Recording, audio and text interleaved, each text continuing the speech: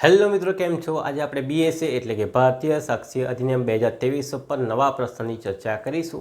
આજનો આપણો પ્રશ્ન છે કે પુરાવાનો બોજો એટલે શું? આ પુરાવાનો બોજો કોના સિર ઉપર રહે છે એટલે કે કોના માથા ઉપર રહે છે એ અંગેની જોગવાઈઓ જણાવો. ખૂબ જ મહત્વનો અને આઈએમપી પ્રશ્ન રહેલો છે, દરેક પેપરમાં પૂછાયો છે, તો આને તમારે પરીક્ષાની દ્રષ્ટિએ તૈયાર કરી જ લેવાનો રહેશે. ચાલો, આ સવાલ બીજી રીતે પણ પૂછી શકાય કે સાબિતીનો બોજો એટલે શું? એ કોના સિર ઉપર રહે છે? તો પણ આ જ જવાબ તમારે લખવાનો રહે છે. પણ પુરાવાનો બોજો અને સાબિતીનો બોજો વચ્ચે થોડોક ડિફરન્સ છે, જે આપણે અહીંયા વાત કરી લઈશું પૂરેપૂરી. ઓકે, ચાલો. આ સવાલ પૂછાય એટલે સૌથી પહેલાં આપણા ફોર્મેટ મુજબ તમારે મુદ્દા બનાવવાના છે અને મુદ્દા વિસ્તારથી સમજાવવાના છે. તો પહેલો મુદ્દો બને છે આપણો પ્રસ્તાવનો. પ્રસ્તાવનાની અંદર તમારે લખવાનું છે કે આ સવાલના અંતર્ગત કઈ કઈ કલમ આવે છે, તે કલમનું તમારે ક્લેરિફિકેશન આપવાનું છે. પછી આપણે મિનિંગ સમજાવીશું. સાબિતીનો બોજો એટલે શું, પુરાવાનો બોજો એટલે શું, બંનેના ઉદાહરણ આપવાના છે. પછી આ પુરાવાનો બોજો કોના સિર ઉપર રહે છે, કોના માથા ઉપર ખસકે છે, એ અંગેની જોગવાઈ તમારે જણાવવાની છે. અને પછી જો કોઈ કેસ આવતો હોય તો કેસ સમજાવવાનો, અને છેલ્લે તમારે કન્ક્લુઝન એટલે કે સમાપન લખીને તમારે વાતને પૂર્ણ કરવાની રહે છે. ચાલો, તો શરૂઆત કરીએ. સૌથી પહેલાં આપણે પ્રસ્તાવનાની અંદર જે તે કલમ આ સવાલને લગતી હોય એની આપણે ઉલ્લેખ કરવાનો રહે છે. ચાલો સમજીએ પ્રસ્તાવનામાં તમારે લખવાનું છે કે સાબિતીનો બોજો અથવા પુરાવાના બોજાની જે વાત કરવામાં આવેલી છે તે સેક્શન નંબર 105થી લઈને 104થી લઈને 120ની અંદર પુરાવાના બોજો અથવા સાબિતીના બોજાની વાત કરવામાં આવેલી છે. હવે સાબિતીનો પુરાવાનો બોજો શું કહેવામાં આવે છે એની આપણે વાત કરીએ. તો જ્યારે પણ ફરિયાદી અથવા તો આરોપી ઉપર કેસ ચાલે છે ત્યારે પુરાવો સામેવાળી વ્યક્તિએ આપવાનો હોય, કારણ કે એ પુરાવો આપે તો સામેવાળાને સજા કરી શકાય. અને સામેવાળો પણ એ ફરિયાદીના તરફેણમાં શું આપશે? પોતાનો પુરાવો રજૂ કરે છે. તો એકબીજા ઉપર જે પુરાવો રજૂ કરવાનો આવે એટલે કે બોજો રાખવામાં આવે છે એ અંગેની જે જોગવાઈ, કોણ સાચું છે કોણ ખોટું છે, કોના પર પુરાવાનો બોજો છે, કોણે સાબિત કરવાનું છે કે આણે ખૂન કરેલું છે અને કોણે સાબિત કરવાનું છે આણે ખૂન નથી કરેલું, તો આ અંગેની જે એકબીજા ઉપર હકીકતને લગતે જે સાબિતીઓ આપતી હોય અથવા તો જે પુરાવાની વાત કરતા હોય તો તે અંગેની જોગવાઈ આપણને ક્યાં જોવા મળે છે? તો સેક્શન નંબર 104થી લઈને ક્યાં સુધી 120ની અંદર જોવા મળે છે. તો આ આપણે સમજાવીશું કે પુરાવાનો બોજો શું છે.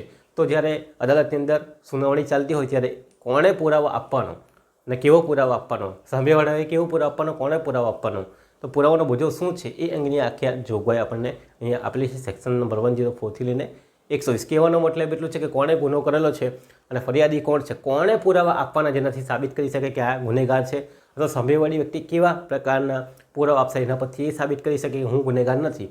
તો આને કહેવામાં આવે પુરાવાનો બોજો. કોના સિર પર રહેલો છે એણે સાબિત કરી આપવાનું છે. જેના સિર પર હોય એણે સાબિત કરી આપવાનું કે આ ખરેખર ગુનેગાર છે અથવા તો આ ખરેખર ગુનેગાર નથી. એ અંગે આખીની વાત આપણને ક્યાં આપેલી છે? સેક્શન નંબર 104થી લઈને 102, 120, 15 જેટલા મુદ્દા અહીંયા તમારે સમજાવવાના છે.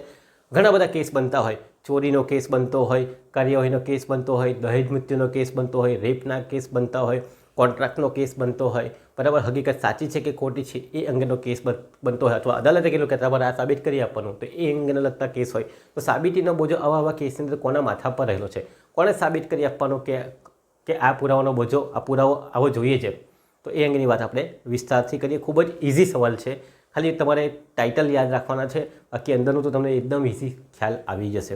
ઓકે, તો પ્રસ્તાવનાની આપણે વાત કરી ગયા છે કે સેક્શન નંબર 104થી લઈને 102ની 120ની અંદર આપણને શું આપેલું છે કે સુનાવણી દરમિયાન કોના માથા ઉપર પુરાવાનો બોજો જાય, કોણે સાબિત કરી આપવાનો છે કે આ પુરાવો ખરેખર સાચો છે, બરાબર, તેની વાત અહીંયા આપણને 104થી લઈને 120માં જોવા મળે છે, કોણે સાબિતી આપવાની એમ. હવે આપણે વાત કરીએ પુરાવાનો બોજો કોને કહેવામાં આવે અને સાબિતીનો બોજો કોને કહેવામાં આવે. ચાલો, તો હવે આપણે વાત કરીએ વ્યાખ્યા. પુરાવાનો બોજો કોને કહેવામાં આવે એની આપણે વાત કરીએ. ચાલો, તો અમુક હકીકત કે બનાવ સાબિત કરવાનું જ છે. તો અમુક જે હકીકત બનેલી છે, જે બનાવો બનેલા છે, અમુક ગુના બનેલા છે, તે ચોક્કસપણે સાબિત કરવાનો છે. એનો મતલબ એમ છે કે એનો પુરાવો કમ્પલસરી આપવાનો જ છે, બીજો કોઈ ઓપ્શન જ નથી. તો જ્યારે અમુક હકીકત બનેલી છે, અમુક બનાવ બનેલો હોય, અમુક ગુના બનેલા હોય, એ સાબિત કરવાની જવાબદારી હોય કોના ઉપર? જેણે આવું કીધેલું હોય કે આણે ગુનો કર્યો છે કે ફરિયાદ કરેલી છે તેણે જ સાબિત કરવાનું છે. તે પછી કોઈ પણ હોય, ફરિયાદી હોય કે વાદી હોય, વાદી પણ હોય, વાદી એટલે સિવિલ મેટર આવી જાય અને ફરિયાદી એટલે પછી ક્રિમિનલ મેટર આવી જાય. તો કોઈ પણ હોય, ફરિયાદી હોય કે વાદી હોય, તેણે પુરાવો આપવો જ પડે.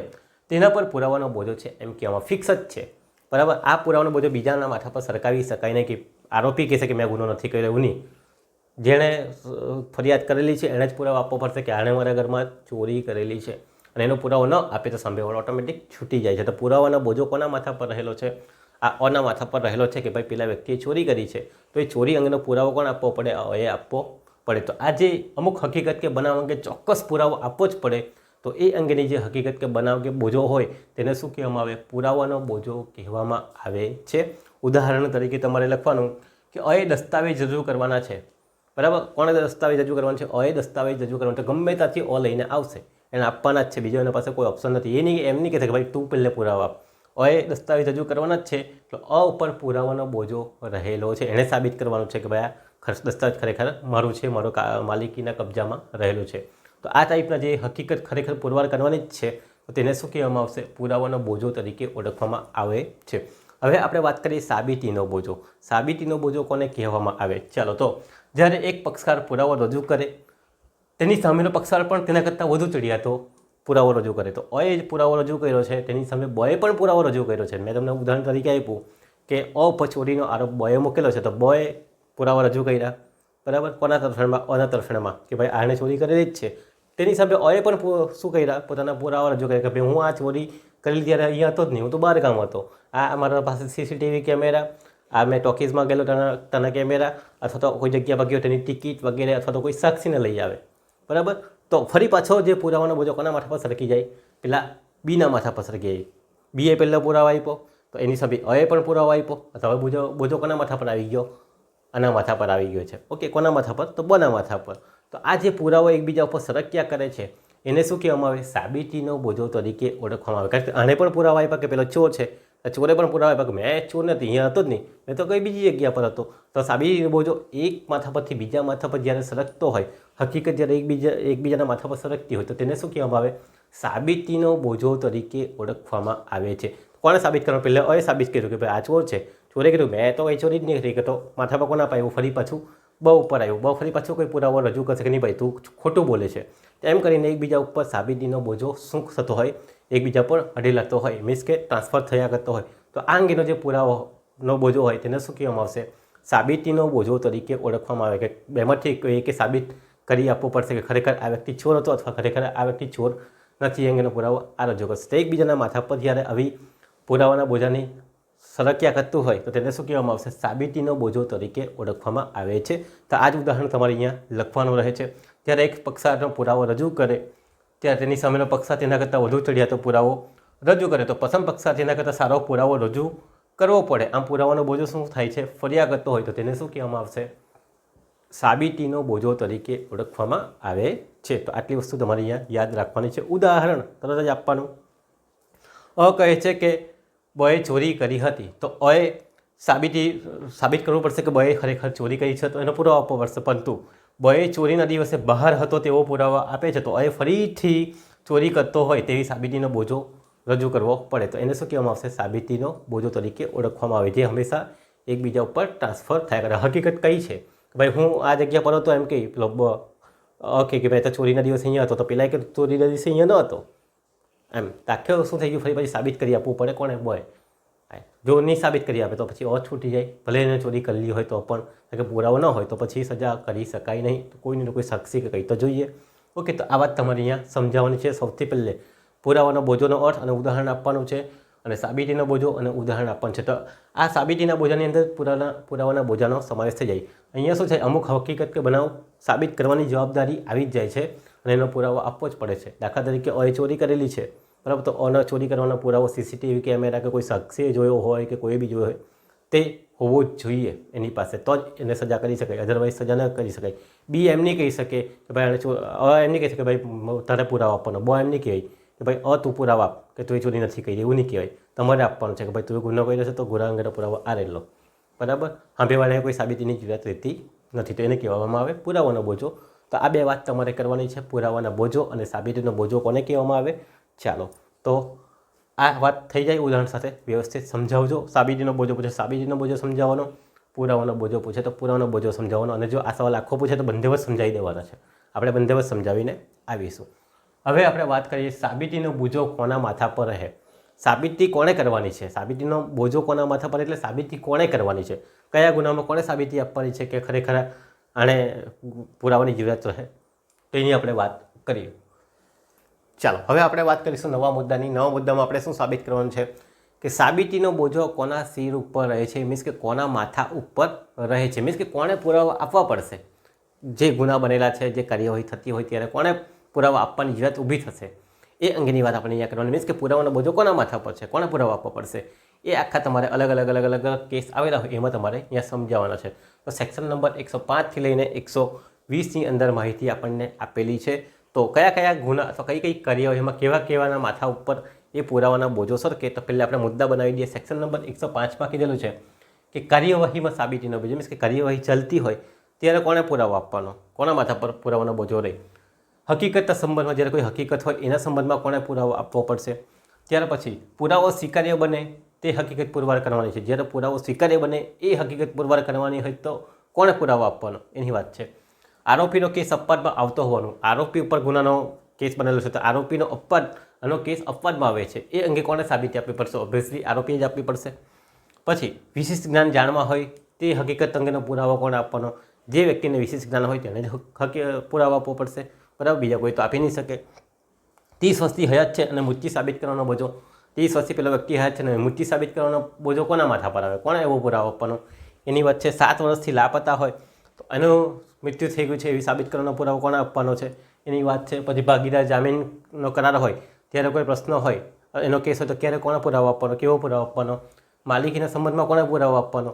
પછી સક્રિય વિશ્વાસ સંબંધ હોય ત્યારે કોણે પુરાવો આપવાનો. ચોક્કસ ગુનાના સંબંધમાં કોણે પુરાવો આપવાનો, કોઈ ગુનો થયેલો હોય તો કોણે પુરાવો આપવાના, આરોપી આપવાના કે ફરિયાદી આપવાના. લગ્ન દરમિયાન જન્મની ઓળખતા, આ વ્યક્તિનો જન્મ થયેલો છે એ જન્મની ઓળખતા એટલે મા બાપ નક્કી કરવાના, એનો પુરાવો કોના પાસે આપવાનો, બરાબર, તેની વાત છે. પરિણીત સ્ત્રીની આત્મહત્યામાં મદદ કરે, મીન્સ કે આત્મહત્યા કરી જાય છે કોઈ પરિણીત સ્ત્રી ત્યારે કોણે પુરાવો આપવાનો કે આણે આત્મહત્યામાં મદદ કરેલી છે, એ કેવી રીતે સાબિત થશે, બરાબર, એની વાત છે.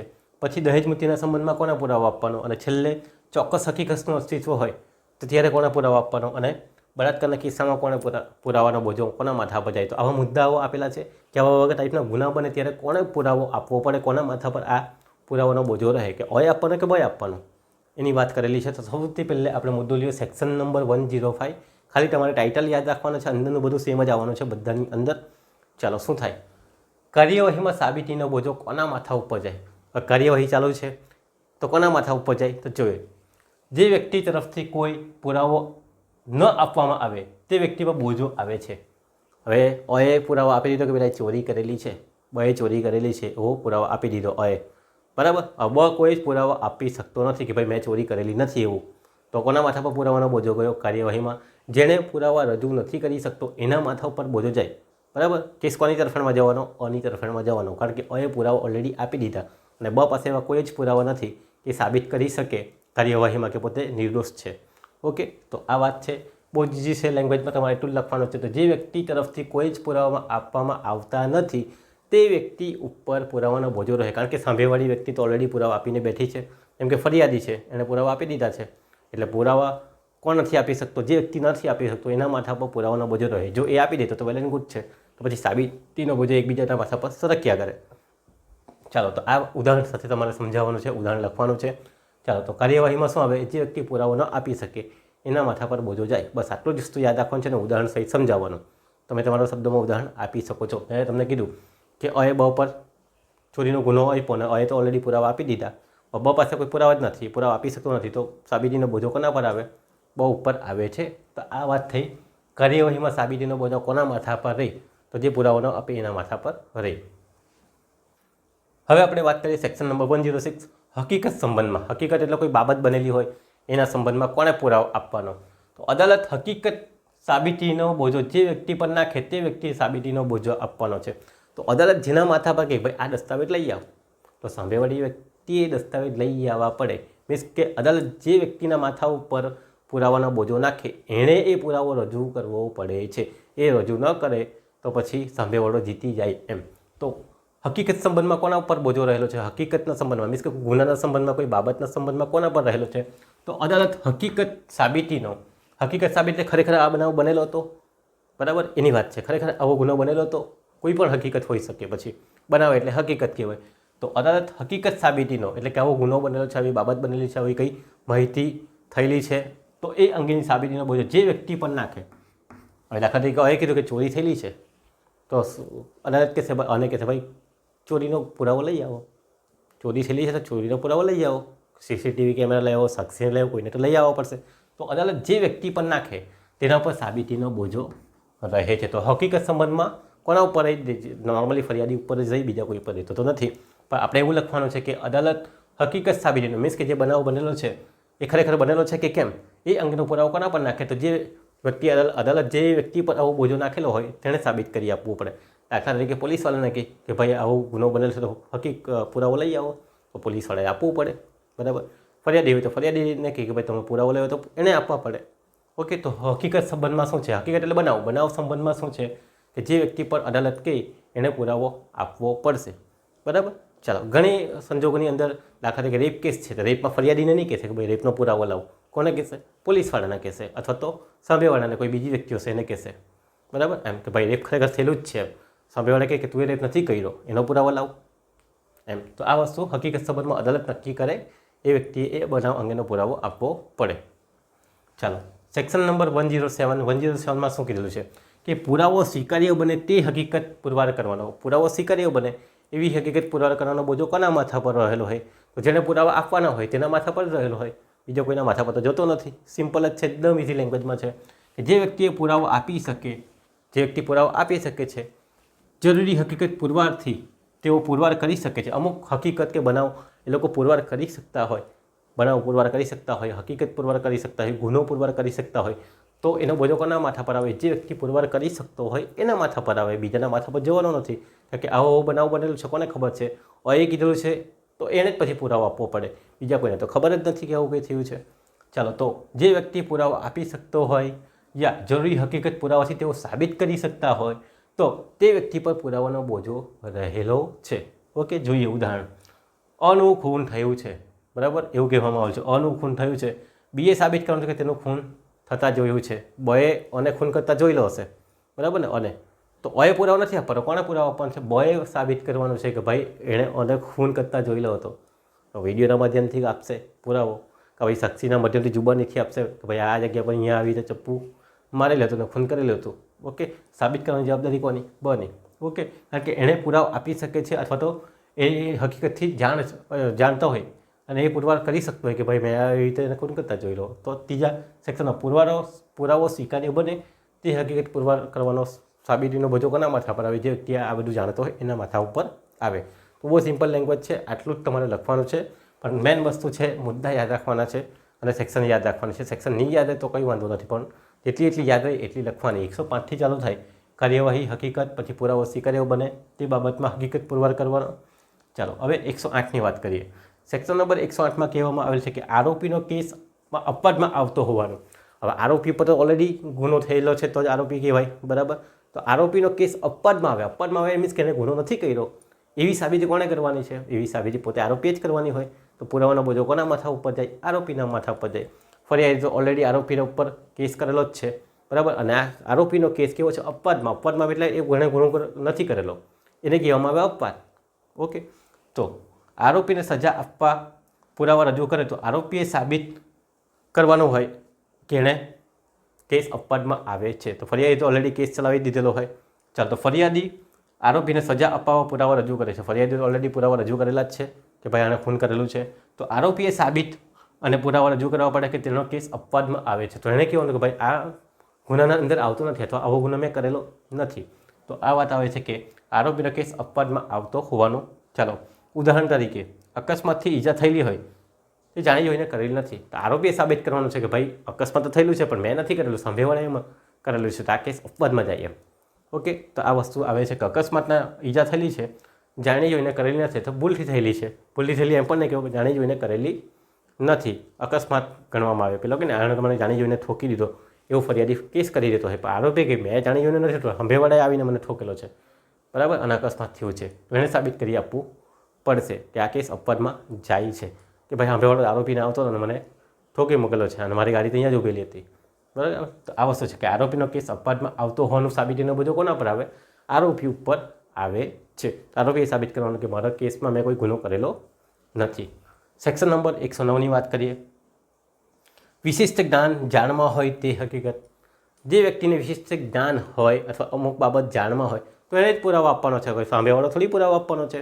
ચાલો, તો આવા કેસની અંદર કે વિશિષ્ટ જ્ઞાન અથવા તો વિશિષ્ટ જાણ હોય તેવી હકીકત, તો જે વ્યક્તિને વિશિષ્ટ જ્ઞાન હોય, વિશિષ્ટ જાણ હોય, તો તે અંગેની હકીકત જે વ્યક્તિને ખબર હોય એણે જ આવો પુરાવો આપવાનો છે. બીજી કોઈ વ્યક્તિનો પુરાવાની જરૂરત રહેતી નથી. તો એકદમ સિમ્પલ છે. જે વ્યક્તિને આવું વિશિષ્ટ જ્ઞાન કે જાણ હોય તે વ્યક્તિ પર બોજો આવે છે. ઉદાહરણ તરીકે, પર રેલવે વગર ટિકિટ, રેલવેમાં મુસાફરી કરવાનો આરોપ હતો વગર ટિકિટે, બરાબર. તો ટિકિટ લઈને બેસવાની અથવા ટિકિટ રજૂ કરવાની જવાબદારી કોની છે? જે તે વ્યક્તિની છે જેણે કીધું કે ભાઈ મેં ટિકિટ લઈને બેસેલો હતો, બરાબર. તો આ પાસે ટિકિટ છે તે અંગેની સાબિતીનો બોજો કોના પર આવે છે? ઉપર આવે છે. તો આ વાત અહીંયા આવી જાય છે. હવે નેક્સ્ટ મુદ્દાની વાત કરીએ. સેક્શન નંબર 110 અને 111 મળતી જુલતી જ છે, પણ થોડો ડિફરન્સ છે, તેની આપણે વાત કરી લઈએ. 30 વર્ષથી હયાત છે તેની મૃત્યુને સાબિત કરવાનો બોજો.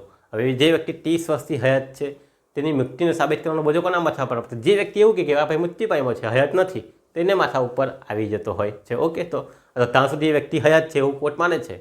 30 વર્ષથી વ્યક્તિ હયાત છે એની મૃત્યુ સાબિત કરવાની છે આપણે.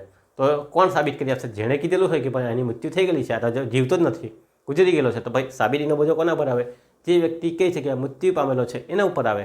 જે વ્યક્તિ જીવતો છે, બાકી અદાલત એમ જ માનશે કે આ વ્યક્તિ જીવતો જ છે, બરાબર. તો આ વસ્તુ અંદર આવે છે. એટલે સિમ્પલ લેંગ્વેજ જ છે, બહુ કંઈ હેવી લેંગ્વેજ નથી, પણ સમજતા આવડવી જોઈએ. જે વ્યક્તિ હયાત હતી અને તેનું મૃત્યુ પામી છે અથવા તો ગુજરી ગયું છે તે બાબતનો પુરાવો સાબિતી તેણે રજૂ કરવાની હોય જ્યાં સુધી એ હયાત ગણાશે, ત્યાં સુધી એ હયાત ગણાશે. કોણે રજૂ કરવાનો પુરાવો? કે જે વ્યક્તિ ઓલરેડી મૃત્યુ પામેલી છે અથવા તો જે વ્યક્તિ એમ કહે છે કે આ વ્યક્તિ મૃત્યુ પામેલી છે એણે સાબિતીનો બોજો આપવો પડે છે. બરાબર. બાકી કોર્ટ શું માનશે? કે આ વ્યક્તિ ઓલરેડી હયાત છે 30 વર્ષથી. આની વાત હતી. ચાલો, ઉદાહરણ આપવું હોય તો તમે અહીંયા આપી શકો છો. દાખલા તરીકે કોઈ વ્યક્તિ છે જે જીવતો જ છે ઓલરેડી અને સામેવાળો બહુ વ્યક્તિ કહે છે કે આવો મરી ગયો છે, તો ભાઈ પુરાવો લાવો. બને કહેશે કોર્ટ આ વ્યક્તિ મરી ગયો તો પુરાવો લાવો. અધરવાઇઝ એ શું છે? જીવતો જ છે, પણ ક્યારે? 30 વર્ષથી હયાત છે તેવું ખ્યાલ હોય ત્યારે.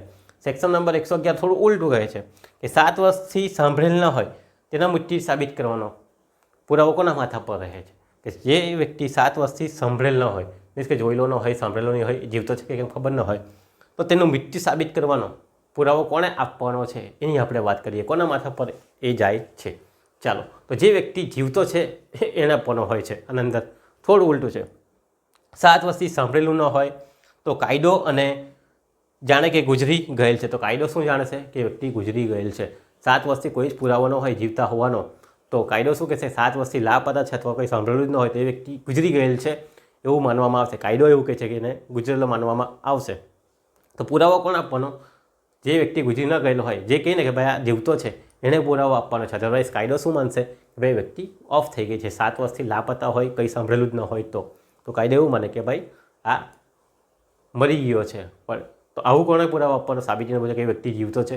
જે વ્યક્તિ કહે કે ભાઈ વ્યક્તિ જીવતો છે, અહીંયા છે, ત્યાં છે, તો એને સાબિતીનો બોજો એના માથા ઉપર આવી જાય. કે જે કહે કે આ જીવતો છે એના માથા ઉપર આ પુરાવો જાય છે. તેની વાત કરેલી છે, બીજું કંઈ છે નહીં. તો સેક્શન નંબર 110 અને 111 સેમ જ છે. અહીંયા જીવતો માની લેવામાં અને અહીંયા મરેલો માની લેવામાં આવે છે. બસ એટલો જ ફરક છે. અહીંયા 30 વર્ષ યાદ રાખવાનું છે, અહીંયા 7 વર્ષ યાદ રાખવાનું. કે 7 વર્ષથી લાપતા છે એનો મતલબ મરી ગયો છે એવું કોર્ટ કહેશે અથવા માની લેશે. તો સાબિતીનો બોજો કોના માથા પર જાય? જે કહે કે મરી ગયો છે તે. અને અહીંયા શું છે કે 30 વર્ષથી હયાત છે, તો એ કહે છે કે મરી ગયેલો છે એવો પુરાવો કોના પડે? જે કહે કે મરી ગયો છે એને પુરાવો આપવો પડે. આટલું સિમ્પલ છે, બીજું કંઈ અંદર છે નહીં. હવે આપણે નેક્સ્ટ મુદ્દાની વાત કરીએ. સેક્શન નંબર 112ની અંદર વાત કરીએ. સેક્શન નંબર 112, ભાગીદાર, જમીન માલિક, એજન્ટના સંબંધમાં કોણે પુરાવો આપવાનો? ચાલો, તો એજન્ટની વાત હોય, એચઓની મુખ્યકર્તાની વાત હોય, ભાગીદારીની વાત હોય અથવા તો જમીન માલિકના સંબંધની વાત હોય, તો ત્યાં કોણે પુરાવો આપવાનો? કેસની અંદર સંબંધની અંદરની વાત છે. તો એમાં કીધેલું છે કે જે વ્યક્તિ કહે કે સંબંધ કે હિત નથી, હવે જે ભાગીદાર કે જે મકાન માલિક કે કોઈ વ્યક્તિ એમ કે અમારા વચ્ચે કોઈ સંબંધ નથી એવું જે વ્યક્તિ કહે એણે પુરાવો આપવો પડે. અધરવાઇઝ કોર્ટ શું માનશે? કે આ લોકો વચ્ચે સંબંધ છે. હવે બે ભાગીદાર છે અ અને બ, એમાં અ કહે છે કે ભાઈ મારા બ સાથે કોઈ જ સંબંધ નથી, એટલે ખોટ બોટ ઠેલી હશે કંપની, એટલે પેલો કહે કે તમારે અ અને બ બંને ભોગવવાની. ત્યારે અ કહેશે કે ભાઈ મારો તો આના સાથે કોઈ સંબંધ નથી, અને એ અંગેનો પુરાવો કોણ આપવાનો? જે વ્યક્તિ કહે કે ભાઈ મારો આના સાથે કોઈ સંબંધ નથી અથવા કોઈ હિત નથી, એને પુરાવો આપવો પડશે. અધરવાઇઝ શું કહેવામાં આવશે? બંને વચ્ચે ભાગીદારી હિત છે અથવા બંને ભાગીદારો છે એવું માની લેશે કોણ? કોર્ટ. જે વ્યક્તિ કહે કે ભાઈ અમારા વચ્ચે કોઈ હિત નથી, અમારા વચ્ચે કોઈ સંબંધ નથી અથવા સંબંધ બંધ થઈ ગયા છે, એ અંગેનો પુરાવો કોણ આપવાનો છે? તો જે વ્યક્તિ કહે પોતે કે ભાઈ અમારા વચ્ચે કોઈ સંબંધ નથી, એને આ પુરાવો આપવો પડશે. ઉદાહરણ તરીકે આના ભાગીદારો છે, એમાં ખોટ અંગે નહીં લાખ રૂપિયા ચૂકવવાના આવ્યા કોણે અને બનાવમાંથી, ત્યારે બ કહે છે કે ભાઈ અમારા વચ્ચે કોઈ સંબંધ નથી, અમારા વચ્ચે કોઈ હિત નથી, તો પુરાવાનો બોજો કોના માથા પર આવે છે? જે વ્યક્તિ આવું કહે તેના માથા ઉપર આવે છે. તમારા શબ્દોમાં તમારે ઉદાહરણ બનાવી દેવાનું છે. હવે આગળ વાત કરીએ સેક્શન નંબર 113. 113ની અંદર શાની વાત છે? તો માલિકીના સંબંધમાં પુરાવાનો બોજો કોના માથા ઉપર હોય છે એની આપણે વાત કરીએ. તો કોઈ વસ્તુ વ્યક્તિના કબજામાં છે, દાખલા તરીકે કાર છે, ઘર છે, કોઈ વ્યક્તિના કબજામાં છે, તો તેનો માલિક છે કે કેમ, એ વસ્તુનો એ માલિક છે કે કેમ, જે કહે માલિક નથી તેને સાબિતી આપણે. હવે દાખલા તરીકે આ ઘર છે એ મારા કબજામાં છે હાલમાં, અને પેલા ફલાણી વ્યક્તિ જે બી જે છે તે શું કહે છે કે આ ઘર અનું નથી અથવા મારું નથી, તો એવા સંજોગોમાં પુરાવાનો બોજો કોના માથા પર જાય કે આ અનું ઘર નથી? જે વ્યક્તિ કહે છે બી કે આનો માલિક નથી એને આપવાનો છે. અધરવાઇઝ કોર્ટ શું માની લેશે કે ભાઈ આની જ મિલકત છે અથવા તો મારી મિલકત છે. ઓકે, તો આ વાત છે કે માલિકીના સંબંધમાં શું આવશે કે કોઈ વસ્તુ વ્યક્તિના કબજામાં છે તો તે માલિક છે કે કેમ એ અંગેનો જ્યારે પુરાવો આપવાની વાત આવે તો કોર્ટે એમ જ માની લેશે કે આના કબજામાં છે એટલે એ જ માલિક છે. પણ જે વ્યક્તિ એમ કહે છે કે આ માલિક નથી તો એને પુરાવો આપવાનો કે માલિક નથી, તો શું રજૂ કરવું પડે? દસ્તાવેજ રજૂ કરશે કે ભાઈ આ ઘરનું માલિક તો બી છે, તો પુરાવો આપવો પડશે એને કોર્ટની અંદર કે આ તમારા નામે થયેલું હતું. ઓકે, તો આ વાત અહીંયા આવે છે. તો 113ની અંદર માલિકીના સંબંધમાં પુરાવાના બોજાની વાત છે. આગળ 114ની અંદર શું વાત કરેલી છે? સક્રિય વિશ્વાસના સંબંધમાં હોય. ચાલો, જે વ્યક્તિઓ વચ્ચે સક્રિય વિશ્વાસ સંબંધ હોય, તો જેણે આવું કીધેલું હોય કે અમે લોકો વચ્ચે સંબંધ સારા છે, સક્રિય વિશ્વાસ છે, તો એને સાબિત કરવાનો છે. હવે અને કોઈ ગાઢ સંબંધમાં બંધાયેલા હોય, બરાબર, કોઈ હિતમાં જોડાયેલા હોય, તો કહે છે કે અમારા વચ્ચે ગાઢ સંબંધ હતા યા છે, તો એ સાબિત કરવાનું છે કે અમારા વચ્ચે ખાસ સંબંધ હતા એ અંગેની વાત. તો સક્રિય વિશ્વાસના સંબંધ હોય એને જેના હોય તેને સાબિત કરવાનો, જે કહે કે અમારા વચ્ચે હતા આ સંબંધ. તો વ્યવહારમાં શુદ્ધ બુદ્ધિથી વિશ્વાસનો પ્રશ્ન હોય, શુદ્ધ બુદ્ધિથી સંબંધ બનાવેલા હોય, વ્યવહાર કરેલો હોય, વ્યવહાર શુદ્ધ બુદ્ધિથી થયેલો છે તે સાબિતીનો બોજો કહેનાર ઉપર આવે. કહેનાર ઉપર આવે એટલે મીન્સ કે જે કહે છે કે અમારા વચ્ચે શુદ્ધ બુદ્ધિથી સંબંધ હતા, તો સારા સંબંધો હતા, તો તે અંગેનો વિશ્વાસનો સંબંધ. દાખલા તરીકે અ અને બી કોઈ પ્રેમ પ્રકરણમાં છે, બરાબર, અને કહે કે અમારા વચ્ચે સારા સંબંધો હતા, બરાબર, તો એ સાબિત કરવાનું કે સારા સંબંધો કઈ રીતે હતા, તો પછી ચેટ બતાવવું પડે, ઇન્સ્ટાગ્રામ ખોલવું પડે, વોટ્સઅપ ખોલવું પડે, બધું બતાવવું પડે કે અમારા સંબંધ શુદ્ધ બુદ્ધિથી હતા, જબરજસ્તી મેં કોઈ સંબંધ બાંધેલા હતા નહીં, તો અમારા વચ્ચેનું જે રિલેશનશિપ છે તે જબરજસ્તી હતું, બંધનની મરજીથી હતા. આવું સાબિત કરવાનું. કોણ? જે કહી જાણે તેણે સાબિત કરવાનું છે, જે તે વ્યક્તિ કહેનારે સાબિત કરવાનું કે હતા એમ. ઓકે, પેલી કે અમારા વચ્ચે સંબંધ ન હતા, છોકરી ફરી જાય ત્યારે પુરુષ કે નહીં હતા, જો આ પુરાવા. ઓકે, તો ઇન્સ્ટાગ્રામ ખોલીને બતાવો, વોટ્સઅપ ખોલીને બતાવો, મેઇલ ખોલીને બતાવો, કોલ લિસ્ટ ખોલીને બતાવો, એટલે બધું બહાર આવી જાય. તો આ વસ્તુ છે ત્યારે પુરાવાનો સાબિતીનો બોજો કોના પર આવે? જે કહે તેના ઉપર આવે છે. અથવા સ્પોટ એમ જ માનશે કે બંને વચ્ચે કોઈ વિશ્વાસજન્ય સંબંધ ન હતા એમ. ચાલો, સેક્શન નંબર 115ની વાત કરીએ. ચોક્કસ ગુનાના સંબંધમાં કોના ઉપર સાબિતીનો બોજો આવે? ચાલો, તો એની વાત કરીએ. કોઈ વ્યક્તિ હુમલો કરે છે, બરાબર, હુમલો કરે છે એનો મતલબ વ્યક્તિએ હુમલો કરેલો છે, અધિકારી દળની ફરજ બજાવતા અટકાવે. એ વ્યક્તિ શું કરે છે? હુમલો બી કરેલો છે, પ્લસ કોઈ અધિકારી કે દળ ઉપર એને શું કરેલો છે? ફરજ બજાવતા અટકાવેલો છે, પથ્થરમારો કરેલો છે એમ સમજો. અથવા તો અમુક જગ્યાએ વિસ્ફોટકનો ઉપયોગ કરેલો છે, બોમ્બ, દારૂ, ગોળા બધા ફેંકેલા હોય, તો એનો મતલબ કોર્ટ શું માની લેશે કે આ વ્યક્તિ ખરેખર શું છે? ગુનેગાર છે, ગુનો કરેલો છે. સાબિતીનો બોજો આપવાની જરૂરિયાત રહેતી નથી. આવા કોઈ કૃત્ય કરે તો સાબિતીના બોજાની જરૂરિયાત રહેતી નથી. ક્યારે? ચોક્કસ ગુનાના સંબંધમાં. પણ આવું હોવું જોઈએ કે એને હુમલો કરેલો હોવો જોઈએ, અધિકારી અથવા તો કોઈ દળ છે એને ફરજ બજાવતા અટકાવેલો હોવો જોઈએ, અમુક જગ્યાએ વિસ્ફોટકનો ઉપયોગ કરેલો હોય, બોમ્બ, દારૂ, ગોળા વગેરેનો, તો એ વ્યક્તિએ ગુનો કરેલો હોવાનું માની લેવામાં આવશે. ખરેખર એને ગુનો કર્યો જ છે, બરાબર. સાબિતીના બોજાની જરૂરિયાત રહેતી નથી કે ભાઈ તું કોણે ખરેખર ગુનો કર્યો બતાવો, શું પુરાવા છે, આપવાની જરૂરિયાત પોલીસવાળાએ રહેતી નથી. આ આટલી બાબતો ઇનફ છે. હુમલો કરેલો હોય, અધિકારીને અટકાવેલો હોય, વિસ્ફોટકનો ઉપયોગ કરેલો હોય, તો પછી શું આવે? કઈ કેટેગરીમાં આવી જાય? ગુનેગારની કેટેગરીમાં આવી જાય. પછી એમ કે ભાઈ મેં તો ગુનો કર્યો જ નથી, એ તો વાત ખોટી છે, બરાબર. ખરેખર ગુનેગાર છે, તો સાબિતીનો બોજો તાર કમ્પ્લીટ થઈ જાય છે, ગુનેગાર ઉપર જતો નથી. આ વ્યક્તિ ખરેખર ગુનેગાર છે એવું સાબિત થઈ જાય 115ની અંદર. હવે વાત કરીએ 116ની અંદર શાની વાત કરેલી છે? તો લગ્ન દરમિયાન જન્મતા ઓરસતા. હવે લગ્નની અંદર જે બાળક જન્મે એ અંગેની ઓરસતાની વાત કરેલી છે કે ખરેખર બાળક ઓરસ છે કે અનોરસ છે, બરાબર, એની વાત છે. તો વિવાહથી જન્મેલ જે વિરુદ્ધ હકીકત પુરવાર કરવાની ઈચ્છો હોય તો સાબિતી તેના ઉપર આવે. હવે આવું લખેલું હોય ત્યારે કન્ફ્યુઝન થાય કે શું લખીએ શું નહીં, થોડોક તકલીફમાં મુકાય. તો લગ્ન દરમિયાન જો બાળક જન્મેલો હોય તો તે વ્યક્તિ ઓરસ જ કહેવામાં આવે. પણ કોઈ વ્યક્તિ એમ કહે કે આ બાળક મારું નથી, કોઈ બીજાનું છે, તો ત્યારે એણે સાબિત કરી આપવું પડે કે આ ભાઈ બાળક મારું નથી. DNA ચેક કરો કે જે ચેક કરો તે, પણ બાકી કોર્ટ શું માનશે કે વિવાહથી જે બાળક જન્મેલું છે તે ખરેખર ઓરસ જ છે. પણ જે વ્યક્તિ કહે કે આ બાળક મારું નથી, ઓરસતા અંગે નિર્ણય લેવાનો હોય, અથવા અમુક વ્યક્તિ એમ કહે છે આ બાળક મારું જ છે, પેલાનું નથી, મારું જ છે, તો એણે સાબિત કરી આપવું પડે કે આ બાળક મારું જ છે. અથવા તો આ વ્યક્તિ એમ કહે છે કે આ બાળક મારું નથી, કોઈ બીજી વ્યક્તિનું છે, ઓરસતા બીજી વ્યક્તિની છે, તો પછી એણે સાબિત કરી આપવું પડે કે આ બાળક મારું નથી.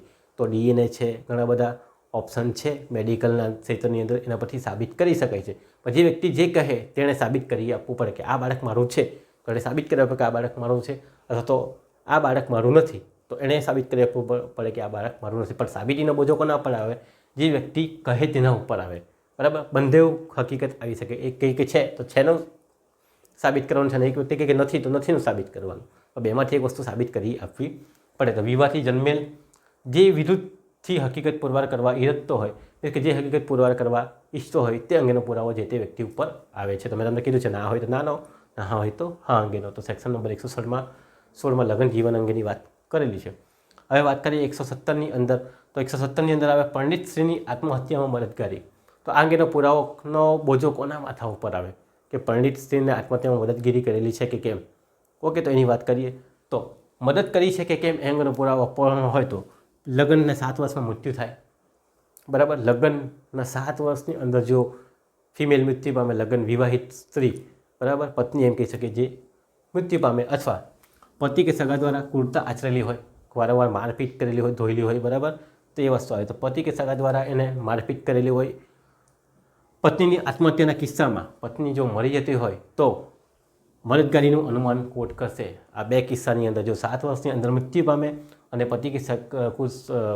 પતિ કે એના સગા સંબંધી તરફ ક્રૂરતા આચરેલી હોય, મારપીટ કરેલી હોય, બોલાચાલી માનસિક ત્રાસ આપેલો હોય, બરાબર, તો તેવા સંજોગોની જો એ આત્મહત્યા કરી જાય એવા કિસ્સાની અંદર આ લોકોએ પણ મદદગારી કરેલી છે એવું અનુમાન કોર્ટ કરશે. તો આ લોકોએ સાબિતીનો બોજ આપણને કે ભાઈ ખરેખર અમે લોકોએ કોઈ કાર્ય કરેલું નથી, પણ કોર્ટ એવું જ માનશે કે પતિના સગાવાલાએ મદદ કરેલી છે, તો એમને પણ અંદર મૂકી દેવામાં આવશે. બરાબર, પુરાવાનો બોજો કોના માથા પર? સગાવાળા, જેણે આ મદદગીરી ન કરી હોય એના માથા ઉપર જતો રહેતો હોય. અધરવાઇઝ કોર્ટ એવું જ માનશે કે આત્મહત્યામાં મદદ કરવા માટે કોણ? તો પતિના અથવા પતિના સગાવાલા આરોપી છે એમ કહેવામાં આવશે.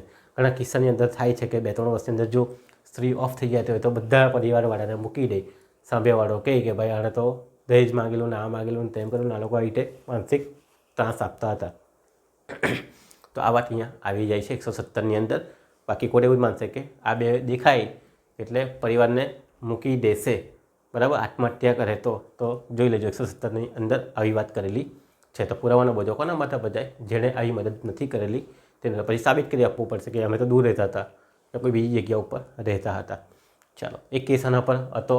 બરાબર, ખૂબ મોટો કેસ હતો, 4 થી 5 વર્ષ કેસ ચાલેલો હતો, જેમાં દહેજ મૃત્યુનો કેસ, એક વ્યક્તિ મરી જાય છે 2 વર્ષની અંદર જ અને બધા પરિવારવાળાને મૂકી દેવામાં આવે છે. અને દહેજ મૃત્યુનો કેસ મૂકવામાં આવે કે સાંભેવાળાએ સ્પ્લેન્ડર માંગેલી છે અમારી પાસે, બરાબર, એવો કેસ મૂકવામાં આવે કે સ્પ્લેન્ડરના માંગી અને એના ઉપર દહેજ મૃત્યુનો કેસ આરોપ મૂકવામાં આવે છે. પણ સાંભેવાળા ઓલરેડી 4 વ્હીલ આપી લેતી જ્યારે લગ્ન થયેલા હતા ત્યારે, તો સ્પ્લેન્ડર માંગવાની શું જરૂરિયાત ઊભી થઈ સાંભેવાળાને? એવી રીતે આ લોકો પક્ષ મૂકે છે અને આગળના કિસ્સામાં બધી વાત થાય છે. પણ આપણો સવાલ અહીંયા સમજાવવાનો એટલે કેસમાં પણ પડતા નથી. આગળની વાત કરીએ સેક્શન નંબર 118 દહેજ મૃત્યુના સંબંધમાં. ફરી વાત આવી દહેજ મૃત્યુના સંબંધમાં કોના ઉપર સાબિતીનો બોજો જાય? વ્યક્તિ મરી ગયેલી છે, ચાલો તો અહીંયા પણ વાત કરી લે. મૃત્યુ અગાઉ દહેજની માંગણી કરેલી હોય, બરાબર, મૃત્યુ અગાઉ જો દહેજની માંગણી કરેલી હોય અથવા ક્રૂરતા આચરેલી હોય અથવા તો સતામણી કરેલી હોય, આવો કોઈ પણ પુરાવો જો મળી આવે તો પછી દહેજ મૃત્યુ છે એવો કિસ્સો આવશે સામે. બરાબર, ચાલો તો દહેજની માંગણી કરેલી હોય, ક્રૂરતા આચરેલી હોય અથવા તો સતામણી કરી હોય તો અદાલત અનુમાન કરશે કે દહેજ મૃત્યુ નિપજાવેલ છે. આના પર દહેજ મૃત્યુનો આરોપ હોય BNSC સેક્શન મુજબ, બરાબર, તો તપાસમાં દહેજની માંગણી કરી કે કેમ એવો કોઈ પુરાવો મળી આવ્યો, ક્રૂરતા આચરેલી, મારપીટ કરી કે એવો કોઈ પુરાવો મળી આવ્યો, અને સતામણી પણ કરેલી હોય, વારંવાર ઘરે મોકલી હોય ને ટોર્ચર કરેલો હોય, એવો કોઈ પુરાવો પોલીસવાળાને મળી આવે તો એ ખરેખર દહેજ મૃત્યુ છે એમ માની લેશે. કોણ માનશે? કોર્ટ માનશે. તો પુરાવો કોણ આપવાનો? ભાઈ આ લોકોએ આપવાનો. આ 3 બાબતનો કે ભાઈ અમે દહેજ માંગેલું નથી, સ્કૂર્ત હાજરી નથી, સતામણી કરેલી નથી. કોના પર આવશે? આરોપી ઉપર આવતા હોય તો બધા આરોપીને લગતા જ શું છે સાબિતીના બોજા છે. પણ કોર્ટ તો માની જ લેશે કે ભાઈ દહેજ મૃત્યુ છે અને સજા કરી જ દેશે. ત્યારે પછી પુરાવો હોદવા નહીં નીકળે કે આનો પુરાવો લાવો તેનો પુરાવો લાવો. સાંભેવાળા ઉપર પુરાવાનો બોજો આવી જાય. બરાબર. ચાલો નેક્સ્ટ 119ની વાત કરીએ. ચોક્કસ હકીકતનું અસ્તિત્વ. ચોક્કસ હકીકત જે વ્યક્તિ જાણતો હોય એના ઉપર આવી જતી હોય. કોઈ ઘણી બધી હકીકત આવે. કોઈ હકીકત ખાસ હોય, બની હોય તો તેનું અસ્તિત્વ માનવામાં આવશે. ચોક્કસ હકીકત બનેલી છે એવું અહીં માની લેવામાં આવશે કે ચોક્કસ ખાસ હકીકત કે બનાવ બનેલો છે. ઉદાહરણ તરીકે સમજીએ, અ અને બી ઘણા વર્ષોથી સાથે રહેલ હોય તો તેમની વચ્ચે લગ્ન થયા હોવાનું અનુમાન ઉત્પન્ન થશે. અ અને બી ઘણા લાંબા સમયથી 25 વર્ષથી હાથે રહેતા છે. તેમણે કોઈ પુરાવો આપવાની જરૂરિયાત નથી કે ભાઈ આ લોકો લગ્ન થયેલા કે ન થયેલા. તો અ અને બ ઘણા વર્ષોથી સાથે રહેલા હોય તો કોર્ટ શું અનુમાન કરશે કે ભાઈ આ લોકો વચ્ચે લગ્ન સંબંધ છે એવું જ અનુમાન કરશે. તો પછી પુરાવો શોધવાની જરૂરિયાત નથી. તો અહીંયા શું છે કે કોઈ હકીકત ખાસ હોય અને બની હોય તો તેનું અસ્તિત્વ માનવામાં આવશે. કેવી રીતે માનવામાં આવશે? આ ઉદાહરણ તમને મેં સમજાવ્યું કે અ અને બ સાથે રહેતા હતા લાંબા સમયથી. એનો મતલબ એમ જ સમજવાનું છે કેમ લાંબા સમય થતા ભાઈ તો લગ્ન થયેલા છે એના વચ્ચે એ સંબંધથી સાથે હતા. તો ખાસ હકીકત બનેલી હશે તો જ સાથે છે, અદરવાઇઝ સાથે ન હતે. તો કોર્ટ ત્યારે આવી પુરાવાની કોઈ જરૂરિયાત રહેતી નથી. ત્યારે કોર્ટ માની લેતું હોય કે ખરેખર આ જ પુરાવો છે. તો આવી હકીકત બનેલી હોય યા એ સંદર્ભમાં કોઈ પુરાવો હોય તો પછી ચોક્કસ હકીકતનું અસ્તિત્વ છે એમ માની લેવામાં આવે છે. ચાલો, તો સાબિતીનો બોજો જે તે વ્યક્તિ પર નથી જતો, ત્યાં જ વાત પતી જતી હોય છે.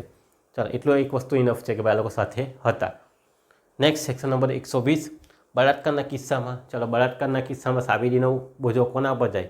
તો બળાત્કારના કિસ્સામાં સાબિતીનો બોજો આરોપી ઉપર જ જતો હોય. મોસ્ટ ઓફલી અંદર શું થાય તો એની વાત કરીએ. જાતીય સહવાસ થયેલો હોય, મીન્સ કે ફિઝિકલ રિલેશન થયેલા હોવા જોઈએ. બરાબર. તમને રેપની વ્યાખ્યા ખબર છે એટલે અહીંયા રિપીટ કરતો નથી. બરાબર. તો જાતીય સહવાસ થયેલો હોવો જોઈએ. બીજું, તેની સંમતિ વિના થયેલો હોવો જોઈએ. મહત્વનો, પિંક પિક્ચર જોયું હશે તમે અમિતાભ બચ્ચનનું. બરાબર. એના અંદર ના નો મીન્સ નો, નાનો મતલબ ના જ થાય. સંમતિ વિના થયેલું હોવું જોઈએ. તેણીએ તેનો પુરાવો આપે તો બળાત્કારની સંમતિ ના આપી હોય એવું કહેવાશે. મીન્સ કે સાંભેવાળાએ બળાત્કાર કરેલો જ છે એવું કહેવામાં આવશે. બરાબર. ક્યારે? તો જાતીય સહવાસ થયેલો હોય છે, સાંભેવાળીએ ફિમેલે ના પાડેલી હોવી જોઈએ અને આ અંગેનો કોઈ પણ નોર્મલી પુરાવો પણ આપેલો છે. બરાબર. તો પછી સાંભેવાળાએ રેપ કરેલું હોવાનું કહેવામાં આવશે. મીન્સ કે સાંભેવાળાએ ના જ પાડેલી છે અને સાંભેવાળાએ રેપ કરેલો છે એવું કહેવામાં આવશે. ફિમેલની ના હતી અને સાંભેવાળાએ જબરજસ્તી કરેલી છે એવું સાબિત થશે. તો સાબિતીનો બોજો કોના પર જાય? પેલા આરોપી ઉપર જતો રહે. પછી આ ફરિયાદીએ પુરવાર કરવાની જરૂર નથી કે મારે રેપ થયો છે મારી સાથે. એ તો પુરાવો આપવો પડે ને. ગુનો થયો તો પુરાવો આપવો પડે ફરિયાદીએ. બરાબર. પણ અહીંયા એવું કીધું છે કે ભાઈ જાતીય સહવાસ થયેલો હોય, મરજી વગર થયેલો હોય અને પુરાવો પણ થોડો મળી આવેલો હોય તો પછી રેપ જ કહેવાશે. સાબિતીનો બોજો આના માથા પર નથી, ફરિયાદીના માથા પર. કોના માથા પર છે? આરોપીના માથા ઉપર છે. તો આ વાત તમારે અહીંયા યાદ રાખવાની છે. ચાલો, તો સૌથી પહેલે પ્રસ્તાવના સમજાવવાની છે. પુરાવાનો બોજોનો અર્થ સમજાવો તો ઉદાહરણ આપવાનું છે. સાબિતીનો બોજો અને ઉદાહરણ આપવાનું છે. પછી પુરાવાનો બોજો કોના માથા પર રહે છે તો આપણે આખું સ્ટ્રક્ચર જોઈ ગયા છે. સેક્શન નંબર 105માં કાર્યવાહીની સાબિતી, તો જેની પાસે પુરાવો ન હોય તે. હકીકત સંબંધમાં, તો હકીકત સંબંધમાં જે વ્યક્તિ પર કોર્ટ નાખે તે. પછી સેક્શન નંબર 107 પુરાવો સ્વીકાર્ય બને તો જે એને પુરાવો આપવા પડતો હોય એના ઉપર. પછી 108માં આરોપીના કેસમાં, તો આરોપીએ પોતે પુરાવો આપવો પડે કે હું આરોપી નથી. બરાબર. અથવા મારો કેસ એમાં આવતો નથી. વિશેષ જ્ઞાન, તો એ વ્યક્તિ જાણકાર હોય તે. પછી 30 વર્ષથી હયાત હોય તે મૃત્યુ સાબિત કરવાનો, તો કોણે સાબિત કરવાનું? જે વ્યક્તિની મૃત્યુ થઈ ગયેલી હોય તેણે સાબિત કરવાનો છે. બરાબર. પછી 111માં 7 વર્ષથી સાંભળેલો ન હોય તો મૃત્યુ થઈ ગયેલો હોય તેવી વ્યક્તિ જે કહે કે ભાઈ આનું મૃત્યુ થઈ ગયેલું છે તેણે, જે ભાગીદાર વગેરેમાં તો એમના વચ્ચે હિત હતું તે વ્યક્તિ જે કહે તેના ઉપર. માલિકીના સંબંધમાં, તો જેની પાસે કબજામાં રહેલી હોય જે કે આ માલિક નથી એણે પુરાવો સાબિત કરવાનો. સક્રિય વિશ્વાસ, તો જે વ્યક્તિ કે અમારા વચ્ચે વિશ્વાસવાળા સંબંધ હતા તેણે પુરાવાનો બોજો સાબિત કરવાનો.